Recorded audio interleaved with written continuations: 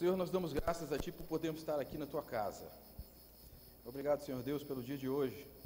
Obrigado porque estamos em família. Nós somos a grande família do Senhor. Obrigado porque o Senhor tem misericórdia para as nossas vidas. Te peço, Senhor, que o Senhor esteja conosco durante a aula de hoje. Usa a mim como instrumento Teu e usa todo e qualquer aluno, preparando corações e mentes para que aprendamos mais da Tua palavra. Que seja para um enriquecimento nosso, mas principalmente para louvar e agradecer o Teu nome neste lugar. Que nós nos diminuamos e o Senhor cresça no nosso meio, é o nosso objetivo. E nos ensine a viver como família em Cristo Jesus, que é o objetivo dessa aula. Nós clamamos a Ti porque temos certeza que o Senhor ouve as nossas orações em nome santo e precioso de Jesus. Ok, pessoal, então estamos a nossa aula hoje vai ser essa, o homem bíblico. Eu ia dedicar essa aula. Sim, os meus amigos, nossos amigos, irmãos da internet. Hein? Não, tá ligado. Hã? Sem som? Tá com som? Tá chegando lá? Não, mas esse aqui eu pedi para desligar, estava muito grave, não estava dando para escutar, estava melhor. Olha só. Então hoje os homens vão ficar na berlinda. Espero e conto com a colaboração feminina. Pode deixar. Tá bom. Portanto, então, nossa aula hoje é essa. O homem bíblico. Nosso curso chama-se Masculinidade e Feminilidade, a Bíblia. O papel da mulher e a Bíblia foi dado pela nossa professora Cecília há umas 2 aulas atrás, e estamos terminando o curso. Hoje é a penúltima aula. A última será como criar meninos e meninas, e teremos uma avaliação final, é isso, Cecília? Mas é essa daí? Então tá. A última aula será como criar meninos e meninas, ok? Bom, uma pergunta inicial. Muitas pessoas ficam batendo a cabeça tentando achar o homem perfeito. Eu perguntaria para os irmãos, existe um homem perfeito? Só Jesus, quem falou? Amém, aleluia. Porque a sociedade em si, Paulo, que não tem os conceitos cristãos, ela carece e procura incessantemente o homem perfeito. E o homem perfeito realmente não existe, só o Senhor Jesus. Aí eu trouxe, para alegrar um pouco a aula, eu trouxe uma piadinha, mas vai ilustrar bem. Vai ilustrar bem o que acontece hoje em dia. Esse chama-se o homem banana. Matheus, como é que projeta? Só clicar em cima? Depois aqui a gente vai passar onde? Bom dia, mamãe. Bom dia, papai. Bom dia. Bom dia, Pedrinho aqui. E aí, o que aconteceu com o Pedrinho aqui dessa vez? Na verdade, a gente veio mais para saber a respeito dessa gripe H1N1, que tá todo mundo falando. A gente escuta umas coisas na TV, na escola, e eu não sei o que é, o que não é, o que ele pode ou não fazer, então... Na verdade, a gente está com receio, né? Porque tem muita criança pegando... Não! A gente está com receio. Porque... Não! Para, filho. Para. Filho, para. Filho, para, filho. Filho, tá machucando, solta. Pedrinho, larga o cabelo do papai. Filho. Pedrinho, eu vou deixar você sem Danone e sem biscoito recheado Isso hoje. Não! Você tá bonzinho, filho. Pedrinho. Já sei o que eu vou fazer. Agora são 11 horas, você vai ficar até 1 hora sem videogame. Tá ouvindo? Mamãe, às vezes a gente tem que ser um pouquinho mais rígida, né? Tu vai ficar então até as 2 sem videogame. Isso. Ai, Pedrinho, quando chegar em casa você vai ver. Cala a boca! Chega! Olha aqui, seu menino mal educado, moleque, tranqueira, bandidinho. Olha aqui, você acha que vai ser o que na vida assim? Você acha que vai ter amigo? Namorada? Olha aqui, você vai ficar doente, vai ficar sozinho, não vai ter ninguém pra cuidar de você. Não vai ter ninguém pra te ajudar a pagar uma conta, pra te pagar um lanche, pra ficar do seu lado, pra te ouvir. É isso mesmo, vai ficar sozinho. humilhado, com o pé sujo, inchado, e aí vai ser tarde demais para dar valor à vida.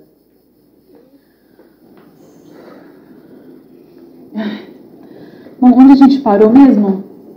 Ah, vocês estão com medo do Pedrinho pegar H1N1, né?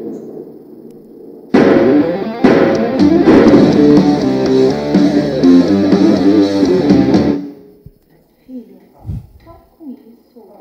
Não faz assim, papai. Pedrinho, ele é seu pai. Você não tá obedecendo, então a gente não vai no McDonald's hoje. Não vai.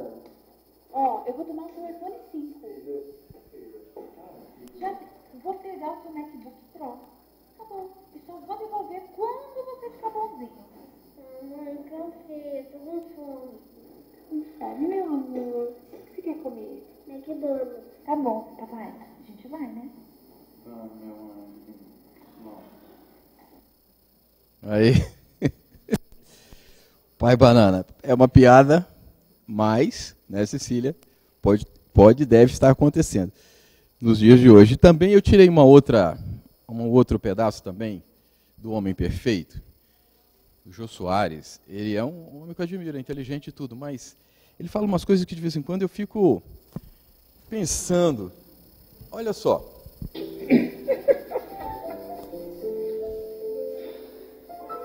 O homem perfeito é lindo, tem um pouco de mistério.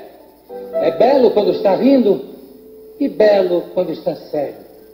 O homem perfeito é bom, tem um jeito carinhoso. Quando fala em meigo tom, causa arrepio gostoso. O homem perfeito é fino, é solícito, é fiel, tem a graça de um menino e é mais doce do que o mel. O homem perfeito adora dar flores, botões de rosa a uma velha senhora ou uma jovem formosa. O homem perfeito tem energia, não se cansa, lava a louça, cozinha, gosta muito de criança. O homem perfeito é sensível à grande arte, gosta de dança e balé, nunca há de magoar-te. Para encerrar, a preceito esses versos que alinhei, se existe um homem perfeito, ele só pode ser gay.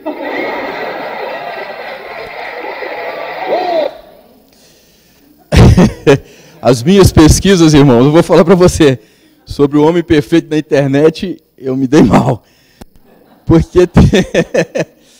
Porque eu continuei a pesquisa, não parei por aí, e eu gosto muito das crônicas do Arnaldo Jabbour. Eu acho um homem bem, assim, bem letrado. Ele fala bem, tem bom discurso, mas eu fui atrás do homem perfeito e também o Arnaldo Jabbour me surpreendeu. Me surpreendeu da seguinte forma, eu vou ler, é uma crônica grande, eu vou ler só o primeiro e o último pedaço da crônica dele. Se vocês quiserem depois, pode acessar na internet, Arnaldo Jabbour, o homem perfeito. Ele tem uma coluna, que é o Pensador, e ele escreve muitas coisas. E uma delas, fui pesquisar o tal do homem perfeito, caí nessa crônica aí. Vamos lá. Arnaldo Jabbour, homem perfeito. Não existe homem fiel. Agora, as mulheres, por favor, prestem atenção, que essa crônica é direcionada a vocês. Homem perfeito, não existe homem fiel. Você já pode ter ouvido isso algumas vezes, mas afirmo com propriedade. Não é desabafo. É palavra de homem que conhece muitos homens e que conhecem, por sua vez, muitos homens. Nenhum homem é fiel, mas pode estar fiel, ou porque está apaixonado, algo que não dura muito tempo, no máximo alguns meses, nem se iluda, ou porque está cercado por todos os lados. Veremos adiante que não adianta cercá-lo. Isso vai se voltar contra você. A única exceção é o crente, extremamente convicto. Se você quer um homem que seja fiel, procure um crente, daqueles bitolados, mas aguente outras consequências. Termina assim. Se você está revoltada, saiam e tomam água. Por esse texto aqui vai um conselho, vá tomar uma água e volte para ler com o espírito desarmado. Se revoltar com o que está aqui, com o que está escrito, não vai resolver nada na sua vida. Acreditar que o que está aqui é mentira, o exagero pode ser uma boa técnica, iludir-se faz parte da vida. Se você é dessas, boa sorte. Mas tudo é a pura verdade. Seu marido, noivo ou namorado te ama, tenha certeza, senão não estaria com você. Mas trair é como um remédio, um lubrificante para o motor do carro. Isso é científico. O homem que você deve buscar para ser feliz é o homem perfeito. Diferente disso, ou ele é crente, ou ele é gay, ou tem algum trauma. E na maioria dos casos, vão ser pobres. O que você procura pode ser impossível de achar. Então procure algo que você pode achar e seja feliz, ao invés de passar a vida inteira procurando algo indefectível que você nunca vai encontrar. Espero ter ajudado em alguma coisa.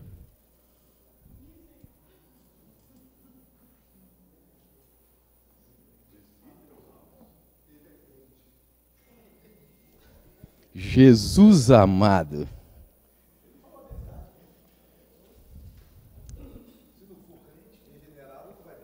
Pelo menos ele deu um testemunho e deu alguma luz.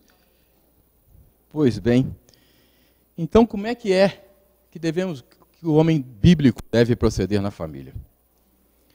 Aí, depois disso tudo, eu tomei esse banho gelado e falei, o negócio está difícil mesmo, então a gente tem que se unir, porque nós não somos perfeitos.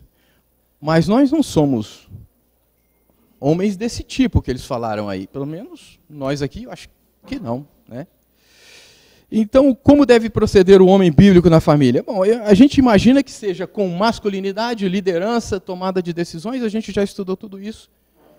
E agora, como conseguir? Como conseguir? Bom, eu vou recordar para os irmãos aquele gráficozinho que a gente já estudou um tempo atrás. Temos aqui um gráfico. Jesus é o ponto C. É o homem perfeitamente equilibrado, tanto sensível quanto forte. Tem os homens que estão no ponto A, que é dominado pela carência, aqueles homens sensíveis. E tem o padrão 2, que é o ponto E, que é o dominado pela agressividade. Nós tentamos migrar em direção ao ponto C. Evidente, a gente conhece, sabe, que o Senhor Jesus não é o único perfeito, homem perfeito, que passou por essa terra, e nós não somos. Porém, a gente tem que migrar. Quem está no padrão E tem que chegar o máximo possível perto do homem equilibrado. Agora, como conseguir? Bom, nós sabemos que ser marido é ser pastor. Ser pastor é igual a ser como Jesus. Ser como Jesus é ser líder e ser servo. A gente já estudou isso aí. A liderança de Jesus é uma liderança puramente masculina, porém servidora. Não é déspota. Muito bem. Então, baseado nisso, nós temos que estudar quem vai nos servir de exemplo. Quem nos vai servir de exemplo, Paulo de Tarso, é Jesus. Então, vamos em frente. Vamos ver as qualidades de Jesus, primeiro de tudo. A aula vai ser assim, a gente vai devagarzinho, lentamente, a gente vai formar um raciocínio. E vai procurar um meio, se é que a gente já não se enquadra, que a gente se enquadre. Tem algumas citações bíblicas, vamos lá. Fez a vontade do Pai. Isso aí está em João 4:34. Disse-lhe Jesus, a minha comida consiste em fazer a vontade daquele que me enviou e realizar sua obra. Ou seja, ele coloca a vontade dele em segundo plano, pelos ensinamentos do Senhor. Segundo, foi um homem cheio do Espírito Santo. Isso está em Lucas 4, versículo 1. Jesus, cheio do Espírito Santo, voltou do Jordão e foi guiado pelo mesmo Espírito no deserto, até nas dificuldades. Ele foi cheio do Espírito Santo. Serve para nós. Pregou o Evangelho, isso aí está em Marcos 1, versículo 14. Depois de João ter sido preso, foi Jesus para a Galiléia, pregando o Evangelho de Deus. Então, pelas qualidades do homem perfeito, ele pregou o Evangelho. Viveu uma vida santa e obediente. 1 Pedro 2, 22 diz, o qual não cometeu pecado, nem dolo algum se achou em sua boca.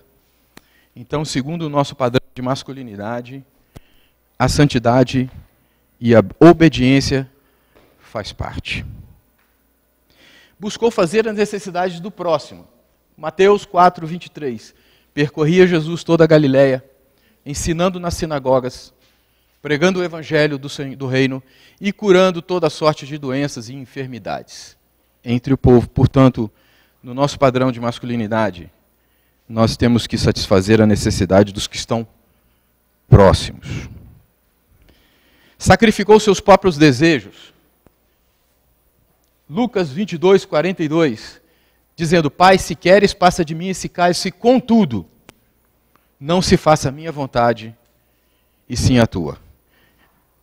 Padrão masculino, ele sacrifica seus próprios desejos. Gentileza faz parte do padrão masculino. Jesus foi gentil. Isso em Mateus 11, 29 diz: Tomai sobre vós o meu jugo e aprendei de mim, porque sou manso e humilde de coração, e achareis descanso para a vossa alma. No nosso padrão masculino, nós somos homens e somos gentis, e temos que ter liderança.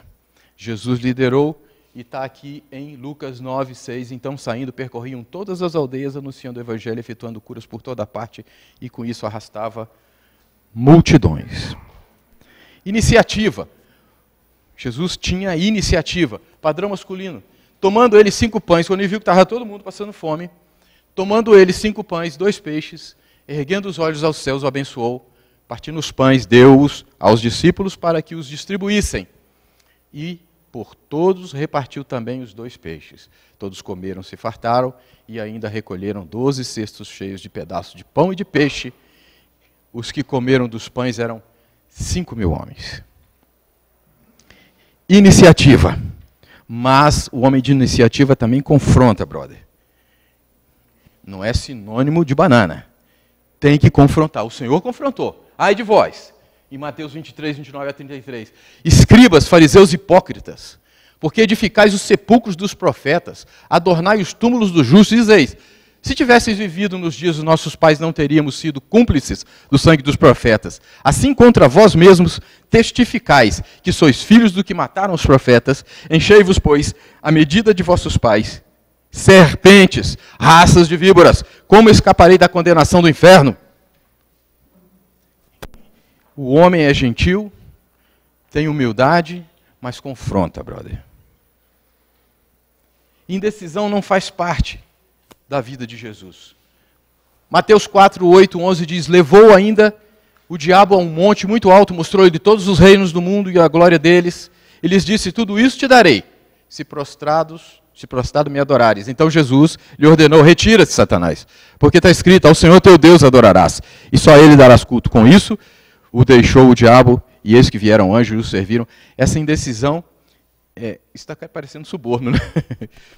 E essa indecisão não deve fazer parte do padrão masculino. E também a irresponsabilidade. Nunca pode fazer parte do padrão masculino. Está muito difícil para nós, não está? Parece cada vez piorando. Cadê as mulheres? Ficam até caladas. Muito bem, vamos lá. Não era irresponsável, está em João 17,4. Eu te glorifiquei na terra, consumando a obra que me confiaste para fazer. Ele pegou o trabalho para fazer e consumou ele. Tem muita gente que pega o trabalho no meio do caminho, larga, abandona. A irresponsabilidade não faz parte do padrão masculino. E era diligente. Diligente, o que botava na mão, fazia. A diligência está aqui, ó. João 5,17, mas ele lhes disse: meu pai trabalha até agora e eu também. O homem padrão masculino de Jesus era servil, que a gente tem falado tanto.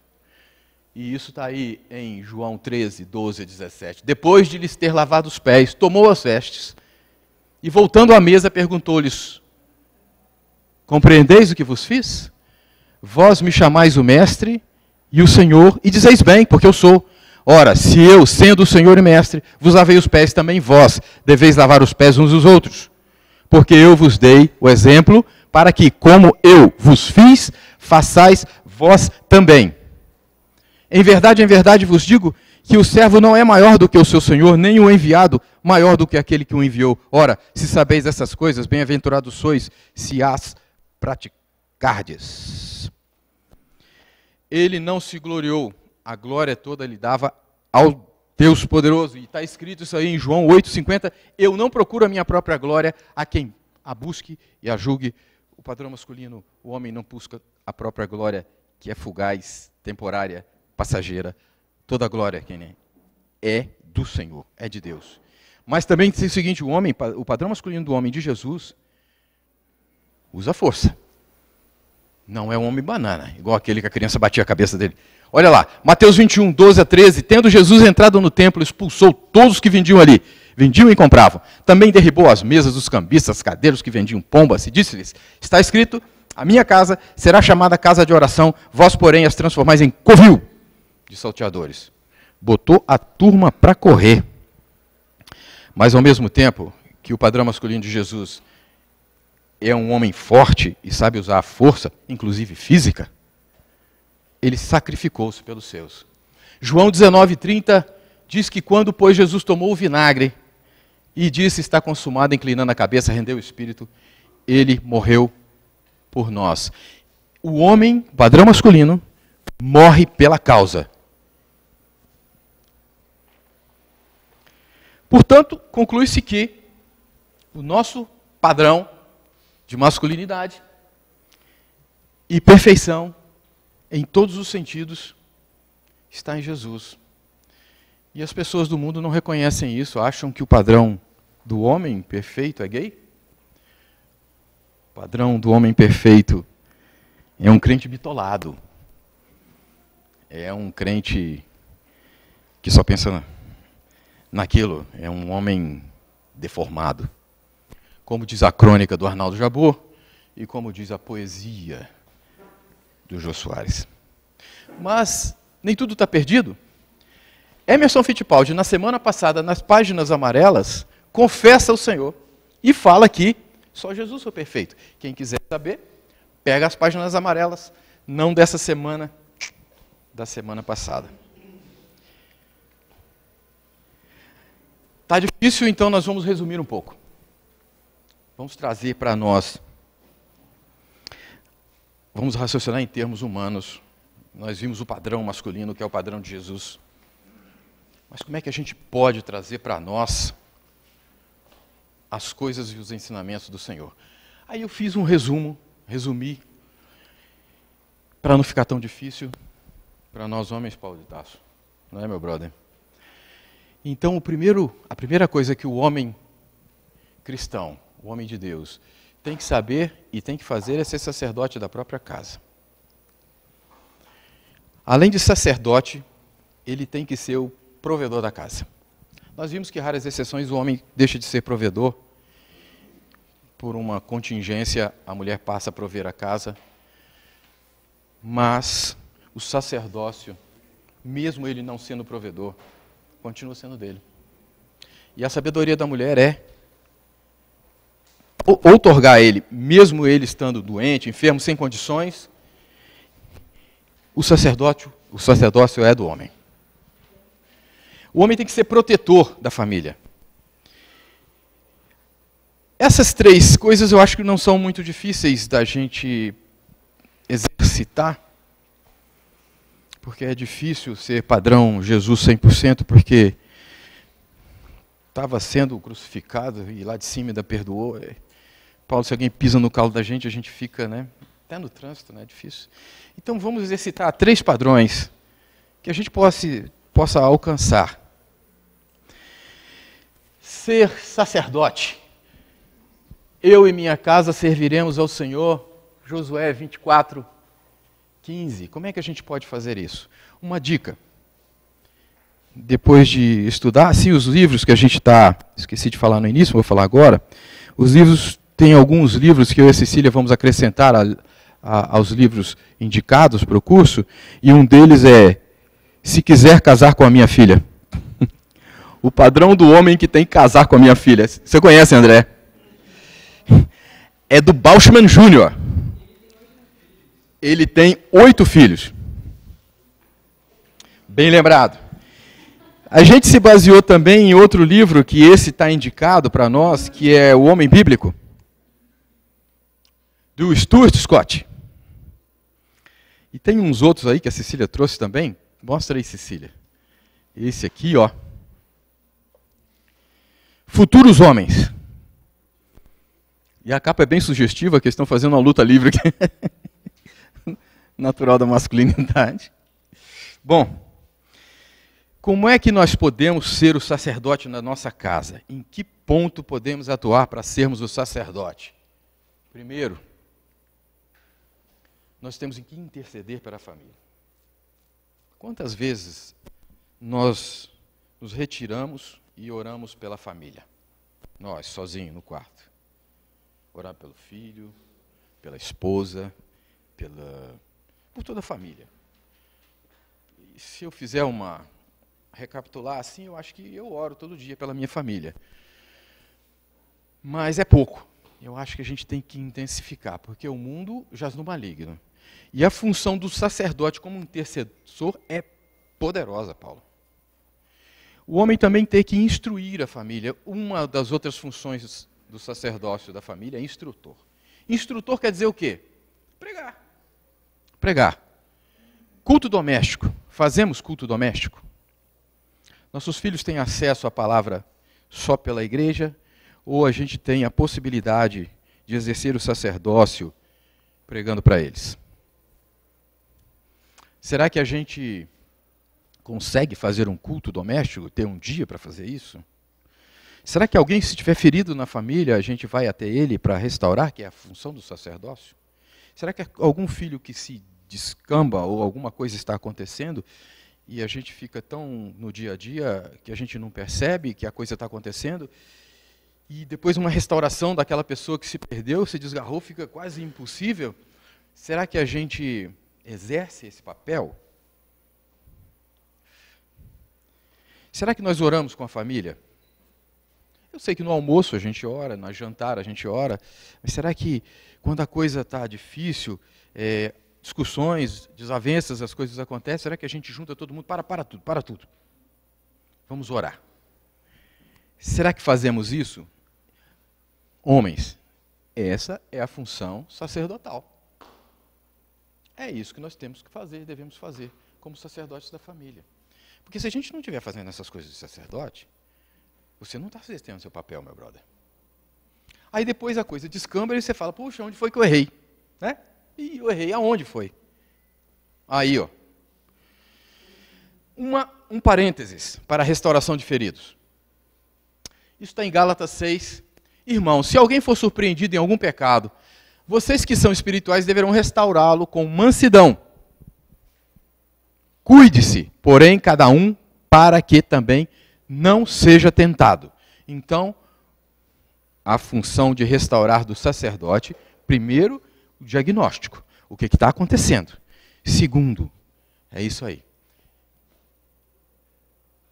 Em espírito. Admoestação.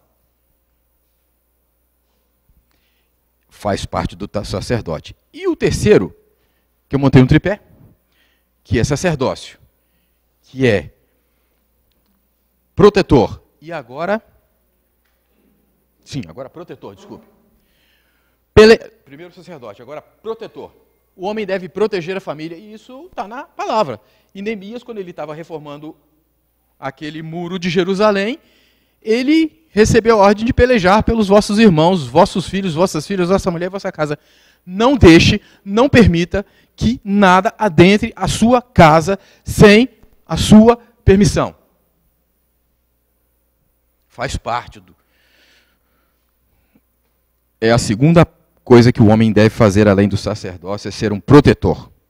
Mas para ser protetor, brother, você tem que andar em santidade. Não adianta o homem tentar proteger a família sem fidelidade. Se ele não for fiel à esposa, fiel aos filhos, fiel ao Senhor, ele jamais vai conseguir proteger nada. Então tudo passa, você vê que é pesado, mas é fácil, em termos. Se a gente observar as coisas, toda a sua força, como o cabelo de Sansão, passa por isso, fidelidade. O homem deve ser amável, ele deve cuidar da família com amabilidade. A amabilidade faz parte, nós vimos o padrão masculino. Jesus, ele era amável. Mantenha sua força sob controle, para você não gerar depois revoltados. Porque a autoridade é diferente de poder. O poder é outorgado, é aquele, eu sou o pai, eu mando, acabou. A autoridade é dada por Deus. Para não haver revolta nos filhos, você não pode usar o poder, você não pode usar a força. Você tem que usar a autoridade dada por Deus. Mas você só passa por essa autoridade se você for um homem do Senhor, senão você não tem autoridade. Mantenha suas forças sob controle. Tem muita gente que pensa que manter um arsenal em casa, armas, facas, ele vai ter os meios. Mas se ele não tiver determinação no Senhor, meu irmão, nada disso vai adiantar. Não vai conseguir proteger ninguém. Porque o homem, ele não excede a força dele, ele tem uma genuína compaixão. Espelho disso é o Senhor Jesus. Agora, já viram o homem medroso, padrão número 1? Aquele que põe a mulher na frente, na hora vai você primeiro, eu fico aqui. Homem corajoso, ele põe o peito. O homem segundo os padrões de Jesus, na hora que ele foi ser entregue aos guardas, não precisava do beijo de Judas. Ele se colocou na frente, sou eu.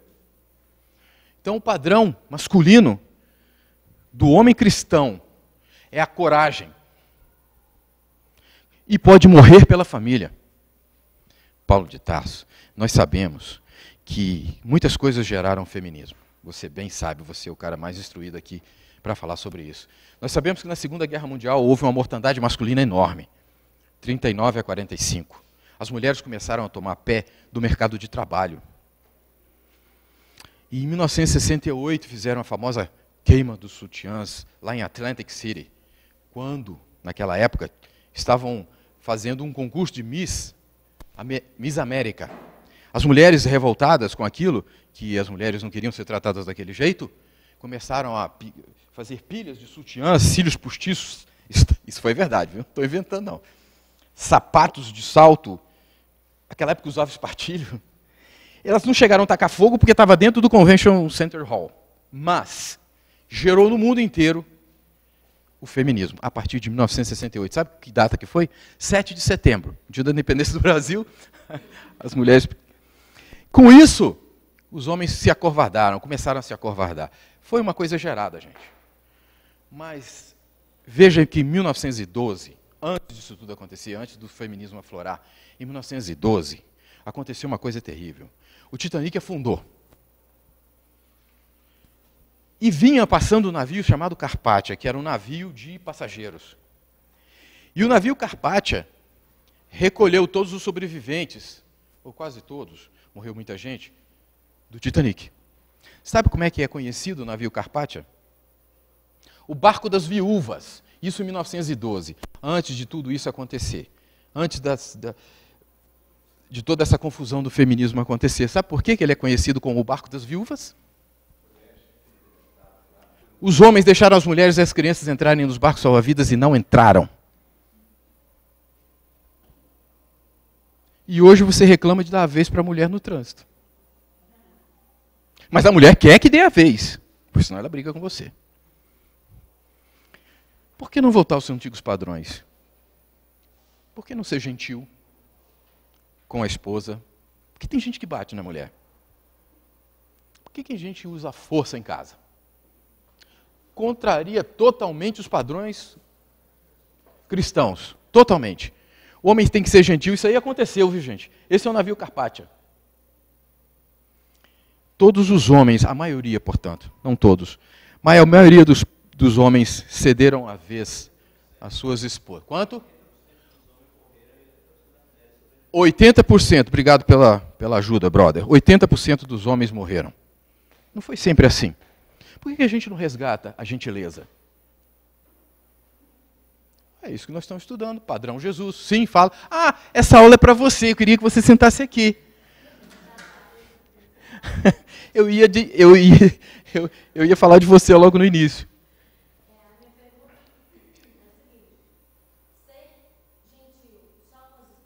Não.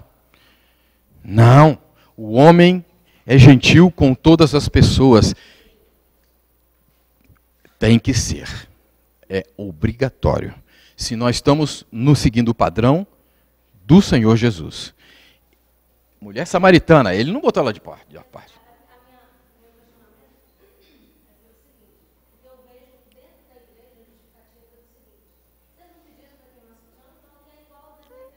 Uma justificativa ignorante. É por isso que nós estamos estudando o cristão. Os padrões masculinos cristãos. Os padrões de Jesus. É por isso que nós estamos aqui. O objetivo nosso é esse. Bom, também tem, além de protetor, nós temos que ser provedor. Provedor. Provedor está aí em 1 Timóteo 5,8. Ora, se alguém não tem cuidado dos seus, especialmente dos da própria casa, tem negado a fé, Paulo. E é pior do que o descrente. Então, se você, irmão, não provê a sua casa, você é pior do que um descrente. Lógico que o homem deve ter um trabalho. Trabalho. Porque homem viciado em trabalho tem obsessão. Desculpa. Rapaz, nós estamos atrasados demais. Obsessão, o celular também é. Ética no trabalho, brother. O que é ética no trabalho? É você provar para a sua família que você é um homem diferenciado e que não aceita suborno e que faz a coisa certa, porque você é o espelho, você é o sacerdote, você é o protetor, você é o provedor. Se você foge desses padrões de honestidade e ética, você não está sendo um homem segundo os padrões do Senhor. Agora tem gente assim, que eu vou casar, mas não tenho nada não. Eu vou casar. A gente dá um jeito. Vamos para a casa da mamãe. Brother, se você quer casar, um conselho. Faça um planejamento financeiro. Faz parte de ser homem de Deus, com planejamento. E se a gente observar essas três coisas, que é ser o sacerdote, ser o protetor e ser o provedor da família, o padrão Jesus a gente nunca chega, mas a gente vai começar a ficar mais perto. Com isso você vai acabar sabendo para onde você vai levar a sua família e não vai ficar em dúvida se vai para a direita, para a esquerda, porque quem dá a direção é você. Você vai liderar a sua família, Paulo, com um exemplo. Você é a ponta da lança. Nada vai passar desapercebido aos seus olhos. Você vai supervisionar e vai ver quem está descambando se você for um homem de Deus. Olha, fulano, está apresentando alguma coisa diferente. Eu vou lá interceder, eu vou lá saber o que está acontecendo. Porque com isso você tem envolvimento com a sua família. Porque você não ter envolvimento com a sua família vai acontecer uma coisa muito estranha. Um colega meu, um amigo meu, chegou para mim e falou assim, olha, vou separar da minha mulher. Eu falei, mas rapaz, você tem 3 filhos. Ele falou, todos já criados. Criados com que idade? 16, 14 e 13. Eu falei, ué, mas na hora que eles estão mais precisando de você, você vai... Não, já é a hora de eu ser feliz. Eu vou procurar a minha felicidade. Então você não casou, você então não é nada. Então você não é o líder, você não é protetor, você não é nada. Para mim você não é nada. Não podia nem ter casado. Você lá e liderar a sua família, sim, homem. Mas liderança com amor e servidão. Não é liderança com ferro quente. Você vai ter responsabilidade sobre todos da sua família. A responsabilidade é tua. Não vai delegá-la para sua esposa, não vai delegar para a escola ensinar seu filho, não vai delegar para ninguém. Você vai proteger a sua família. Você vai prover a sua família. Você vai instruir os seus. Você vai disciplinar também. Se alguém estiver se afogando, você vai restaurar. Se alguém estiver afundando, você vai segurar. Nós temos um caso clínico agora. Para terminar, eu sei que não, mas vai ser rápido. Porque se a gente não colocar em prática, e ter alguma discussão, só eu vou ficar falando e mais ninguém fala. Eu queria propor um caso clínico. Quando a gente vai fazer uma sessão clínica, Cecília, Lenise, mais médico aqui dentro, a gente sabe que a gente leva uns casos clínicos para serem discutidos e as pessoas vão diagnosticar as coisas. Então eu apresento o caso para você e você fala, isso é uma gripe, isso é um apendicite, isso é uma outra coisa. E esse caso clínico nosso está em 2 Samuel. Eu pedia para Paulo de Tarso, a voz preciosa do nosso coral, ler para nós. 2 Samuel 13, de 1 a 22. Olha como ele é ligeiro no gatilho. Você imagina a rapidez do Paulo. A Tânia é mais rápida do que ele, atenção. 2 Samuel. 2 Samuel fala sobre quem? Davi. Davi era o homem segundo o coração de Deus. O Paulo ainda não achou porque ele ficou. Tiraram Samuel da Bíblia.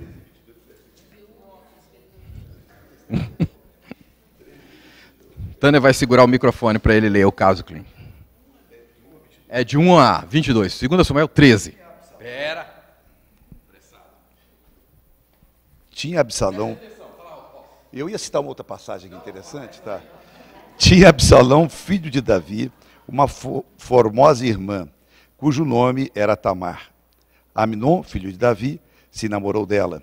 Angustiou-se Amnon por Tamar, sua irmã, a ponto de adoecer, pois, sendo ela virgem, parecia-lhe impossível fazer-lhe coisa alguma.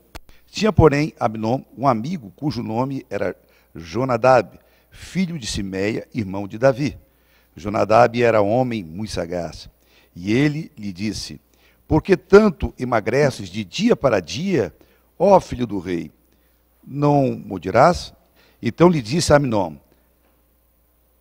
amo Tamar, irmã de Absalão, meu irmão. Disse-lhe Jonadab: deita-te na tua cama e finge-te doente. Quando teu pai vier visitar-te, dize-lhe: peço-te que a minha irmã Tamar venha e me dê de comer pão, pois vendo eu preparar-me a comida, comerei de sua mão. Deitou-se, pois, Amnon e fingiu-se doente. Vindo o rei visitá-lo, Amnon lhe disse: peço-te que minha irmã Tamar venha a preparar e prepare 2 bolos à minha presença, para que eu coma de sua mão. Então Davi mandou dizer a Tamar em sua casa: vai à casa de Amnon, teu irmão. Então Davi mandou dizer a Tamar em sua casa: vai à casa de Amnon, teu irmão, e faz-lhe comida. Foi Tamar à casa de Amnon, seu irmão, e ele estava deitado. Tomou ela a massa e a amassou. Fez bolos diante dele e os cozeu. Tomou a assadeira e virou os bolos diante dele. Porém ele recusou comer. Disse a Amnon: fazei retirar a todos da minha presença. E todos se retiraram. Então disse Amnon a Tamar: traze a comida à câmara, e comerei da tua mão. Tomou Tamar os bolos que fizera e os levou a Amnon, seu irmão, à câmara. Quando lhe os parecia para que comesse, pegou-a e disse-lhe: vem, deita-te comigo, minha irmã. Porém ela lhe disse: não, meu irmão, não me forces, porque não se faz assim em Israel. Não faças tal loucura, porque aonde iria eu com a minha vergonha? E tu serias como um dos loucos de Israel. Agora, pois, peço-te que fales ao rei, porque não me negará a ti. Porém ele não quis dar ouvidos ao que ela lhe dizia. Antes, sendo mais forte do que ela, forçou-a e se deitou com ela. Depois Amnon sentiu por ela grande aversão, e maior era a aversão que sentiu por ela que o amor que ele lhe voltara. Disse-lhe Amnon: levanta-te, vai-te embora. Então ela lhe disse: não, meu irmão, porque maior é esta injúria, lançando-me fora, do que a outra que me fizeste. Porém, ele não a quis ouvir. Chamou a seu moço, que o servia, e disse: deita fora esta, e fecha a porta após ela. Trazia a ela uma túnica talar de mangas compridas, porém assim se vestiam as donzelas filhas do rei. Porque assim, né? Mesmo assim, o servo a deitou fora e fechou a porta após ela.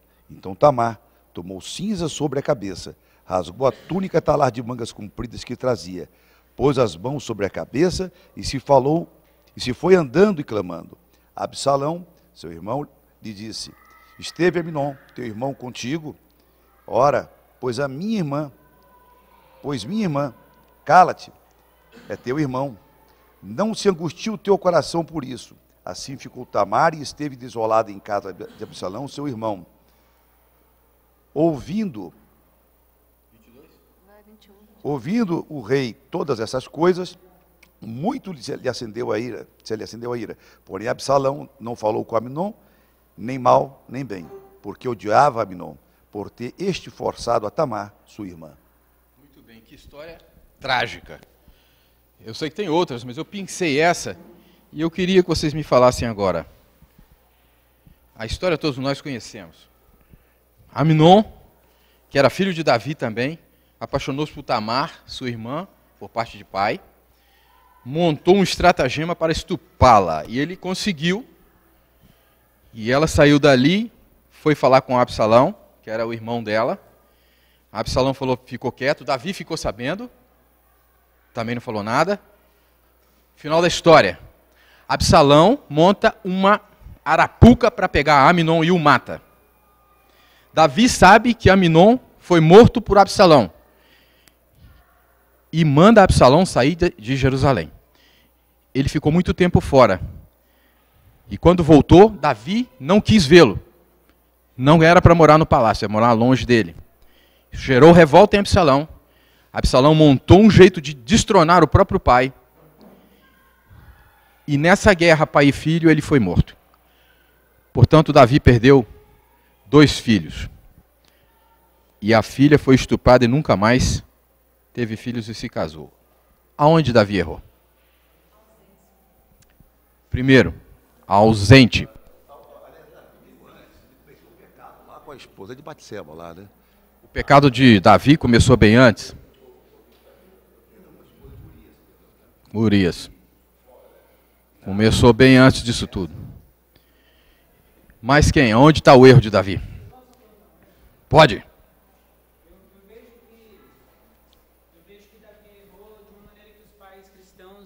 Eles erram hoje, porque muitos pais cristãos, na intenção de ter os filhos por perto, eles permitem que os filhos cometam pecados. Então, muitos pais deixam os filhos dormirem nas suas casas com os namorados, e a questão da pureza sexual não é preservada, e isso é um problema muito grande. Então, Davi ele foi falho porque ele não protegeu a sua família, ele não protegeu a sua filha. Deixa esse negócio para lá, é melhor ficar quieto do que levar isso à tona. Quanto mais mexe, mais fede. A ideia foi essa, né, André? Vamos deixar, eu vou fazer vistas grossas a isso tudo. Deixa as coisas, com o andar da carroça as melancias se ajeitam. Mas quem?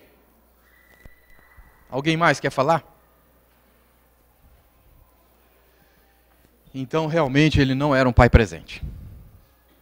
Ele era um pai totalmente ausente e se preocupava só com o reino. Ele não se preocupava com a família. Quando o filho Amnon estava doente, ele foi lá visitar? Tem alguma citação sobre isso? André, é você que é seminarista. Não, não foi. Quando ele pediu que Tamar fosse, ele recebeu a autorização do pai. Mas o pai, sabendo aquele burburinho, ele pegou a Tamar e foi até o irmão para saber o que estava acontecendo? Não. Ele foi falar pessoalmente com Tamar, por isso que eu pedi para você repetir. Ele não foi falar pessoalmente, ele mandou. Falou, fala com Tamar para visitar o irmão dela, que eu tenho coisa para resolver aqui. Resolve isso lá entre vocês.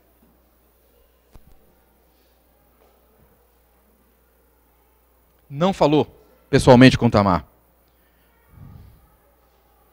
Depois do ocorrido estupro, qual foi a atitude de Davi? Nenhuma. A gênese do problema dentro da casa da gente é sempre assim. A gente se preocupa com a pasta de dente espremidinha, criando coisas pequenas, como deixou o chinelo fora do lugar, como deixou a toalha molhada em cima da cama, mas a gente, às vezes, problemas graves, a gente não desperta. Deixa passar. Oi? Ou desacredita. Boa? Hoje não, que a mídia, ela está muito em cima dessas coisas aí do dia a dia, abuso sexual. Então, os pais já estão mais, sabe, de olho, atentos a isso. Mas há anos atrás, do meu tempo, eu sou já velha, e no meu tempo não era isso, não se desconfiava de amigos, entendeu? E assim, acontece com a gente, você chega e fala, se é criança, fala, isso é coisa de criança, aí você está inventando. E tem que ir atrás, sabe? Criança não inventa, criança não cria, tem criança até que cria, mas a gente precisa estar de olho, a gente precisa estar checando o que ela está criando, se é criação mesmo, ou se tem veracidade no caso. Onde a fumaça tem fogo.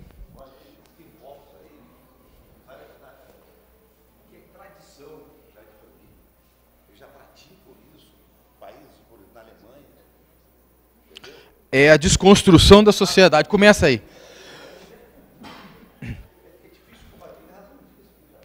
Então, Paulo, era possível prever que ia acontecer alguma coisa com Aminon? Claro que ele vai se vingar, o irmão.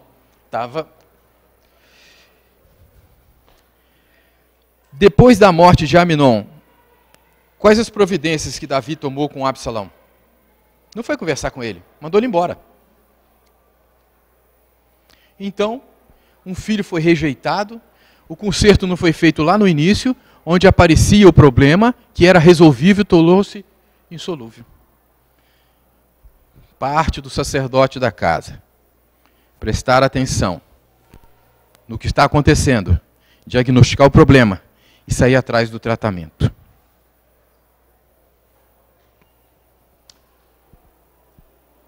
Como fazer? Hoje em dia, nós que estamos nesse mundo todo conturbado. João 14,6 fala que só tem um caminho para nós. O caminho é o Senhor Jesus. Ele é o padrão do sacerdote. Ele é o padrão cristão da masculinidade. Portanto, Paulo de Tarso, o homem perfeito, é Jesus. E nós, se queremos ser perfeitos, sejamos perfeitos, como perfeito é o nosso Pai Celestial. Isso está em Mateus 5,48.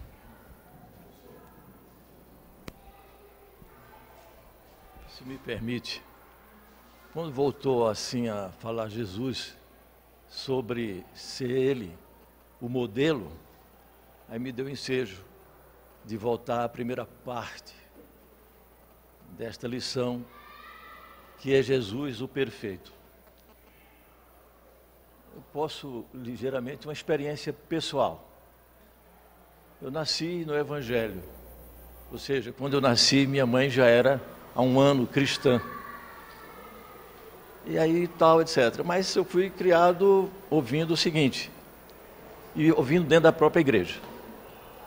Se eu ferir algum ponto teológico, vocês me perdoem, o professor é muito sábio, ele vai consertar. Eu ouvia, ninguém é perfeito. Perfeito só existe um, que é Deus que está no céu. Aí dizia mais o seguinte, porque Jesus morreu em seu lugar. Aí como jovem, curioso, eu não conhecia o mundo, já que Jesus morreu em meu lugar, eu posso fazer o que eu quiser, depois Jesus é meu Salvador, ele foi quem pagou o preço na cruz, então eu não tem nada não, deixa eu viver minha vida, que eu estou garantido. Este é o grande erro que às vezes teologicamente nós permitimos nas nossas igrejas com o nosso próprio discurso. Eu já vi várias mensagens, porque nós somos pecadores, falam isso em alto bom som o tempo todo, nós somos pecadores e tal.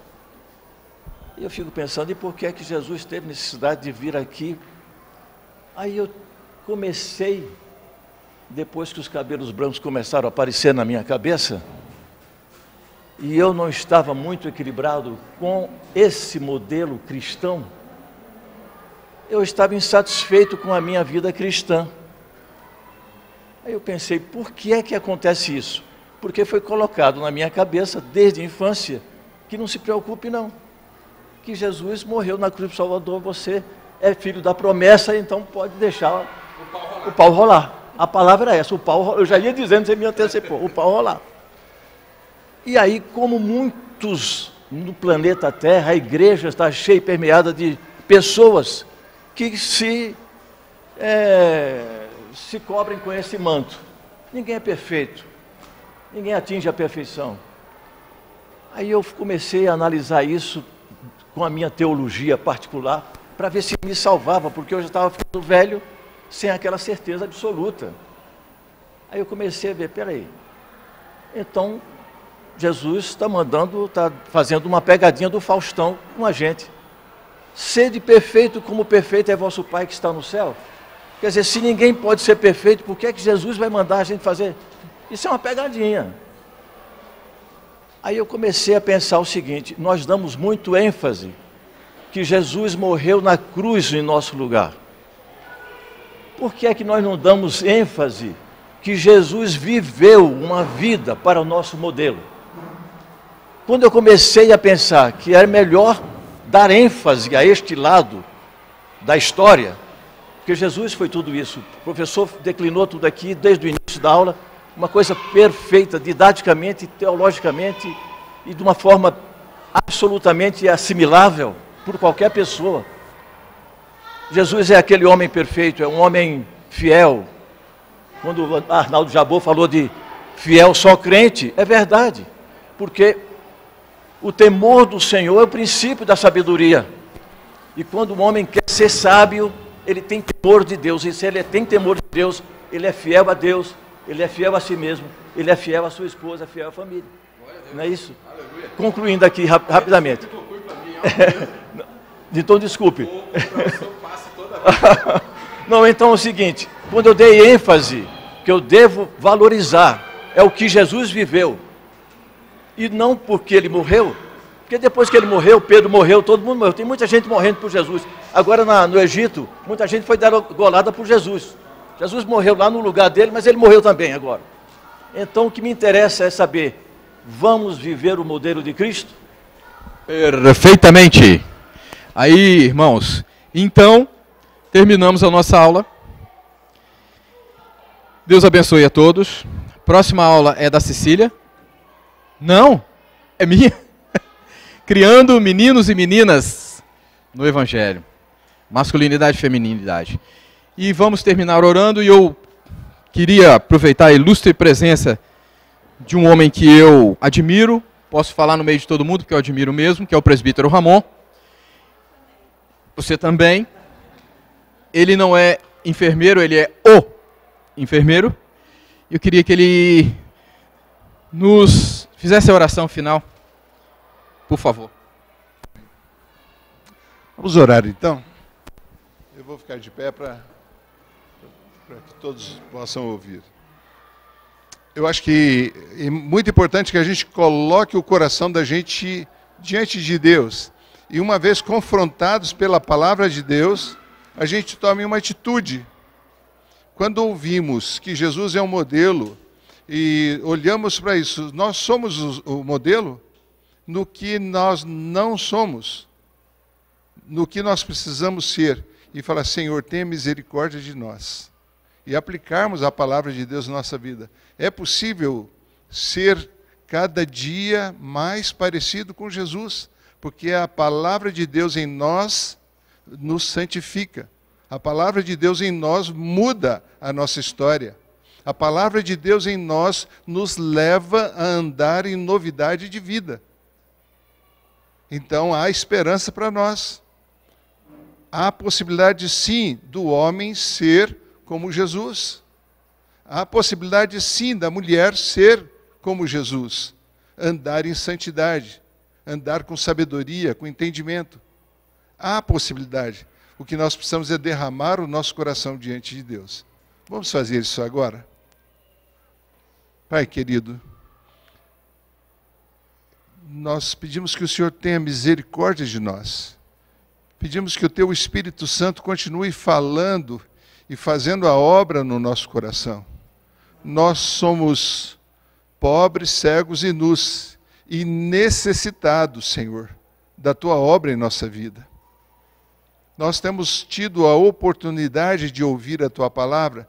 Sabemos que não há homem perfeito, somente o Senhor é perfeito. Mas sabemos que o Senhor tem compartilhado conosco da sua santidade. E quando nos aproximamos do Senhor, o Senhor faz obra em nossa vida. E é o Senhor mesmo que nos atrai para perto do Senhor. Queremos andar em novidade, queremos andar em santidade. Por isso, vem com teu Espírito Santo e enche a nossa vida. Queremos ter paz, alegria, felicidade, queremos ser benignos, queremos ter longanimidade, queremos andar, ó Deus, produzindo fruto do teu Espírito. Isso com os nossos familiares, isso com os nossos filhos, com os nossos cônjuges, com os nossos que estão próximos, os nossos parentes, aqueles que trabalham conosco. Nós queremos, ó Deus, sermos parecidos com o teu Filho Jesus. Queremos ser homens e mulheres que os outros possam ver como somos parecidos. Sabemos que esse é um milagre que só o Senhor pode fazer na nossa vida. Por isso clamamos ao Senhor. Nos leva a essa condição, nos leva a andarmos dessa forma, porque no fundo do nosso coração é isso que nós desejamos, é isso que nós queremos, é isso que nós precisamos. Andar bem pertinho do Senhor, andar mais e mais perto do Senhor. Não queremos que o Senhor seja visita na nossa vida, mas queremos o Senhor aqui dentro. Nós queremos o Senhor aqui dentro, governando, reinando, instruindo, guardando, protegendo a nossa vida dia a dia, momento após momento. A nossa vida, Senhor, nós colocamos agora no teu altar, nós colocamos diante de ti, e quando olhamos para esse padrão de vida, de modelo, nós nos sentimos tão pequenos, mas sabemos que o Senhor em nós, que a tua palavra em nós, que a tua presença em nós, é tudo que nós precisamos. Por isso, com o perdão dos nossos pecados, limpa-nos, ó Deus. Vê se há em nós caminho mau, vê se há em nós pensamentos, filosofias, ideologias, paradigmas ou coisas semelhadas, ó Deus, que não são teus, que são pensamentos e sabedoria humana, e muda essa condição, porque queremos andar conforme a tua boa, perfeita e agradável vontade, firmados, sem desviar para a esquerda nem para a direita, mas andarmos para o Senhor, para o alvo da soberana vocação que está em Cristo Jesus. Te agradecemos por esse momento de reflexão. Te agradecemos pela escola dominical, pelos professores e por termos tido neste dia, nessa hora, a oportunidade de ouvirmos mais da tua palavra. Obrigado, Senhor. Continua a tua obra em nossas vidas. Nós oramos em nome de Jesus. Amém. Glória a Deus. Meus irmãos, até a próxima. Se Deus quiser, que a graça e a paz do Deus poderoso domine e habite e reine em cada coração essa manhã.